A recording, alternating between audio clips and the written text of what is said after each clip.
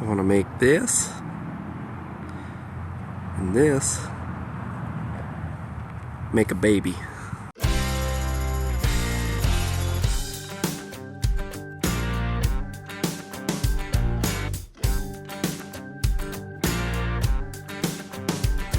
Okay, so we've got this 1955 Willys pickup truck that a customer Dave brought to us. The idea behind this truck is he wanted something cool to take out on some search and rescue missions, rides, whatever, something cool he could take his kids out off-roading, but also drove and handled good on the road as well.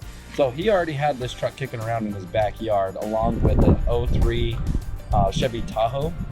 And so what we did is we took that 55 body, pulled it off the chassis. We took the 03 Tahoe, pulled it off his chassis, and we made one truck. So we've got the cool old body, some pretty cool patina. This is kind of how it was sitting back in Dave's backyard. We just left it as it is. We built some custom bumpers for it, and we kind of let those rust and patina to match. But we'll kind of show you the inner workings of these things. So it's got a 5.3 Vortec motor, 4L60. This is all stock wiring, how it would have came out of the Tahoe.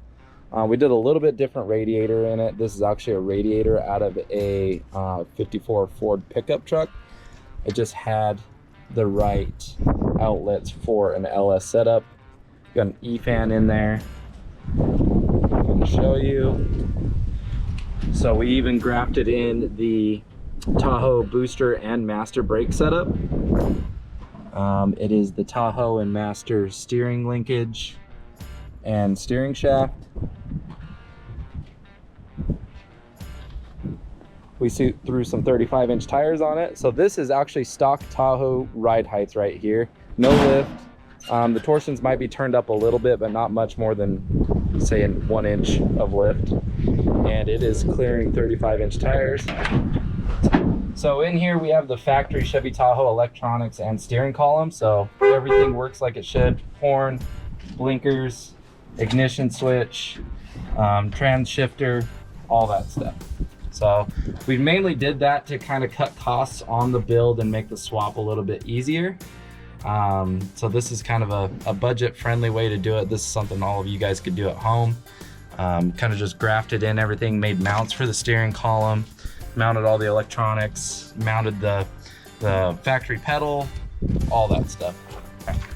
So these seats are out of a Dodge Durango, early 2000s model. So we wanted to keep the bumper nice and high, so when Dave's out on his recoveries, it's got ample ground clearance. This thing is set up pretty good for off-roading. It's slung nice and low for a low center of gravity, but the bumpers are tucked up nice and high. This is kind of how we typically build all of our Jeeps.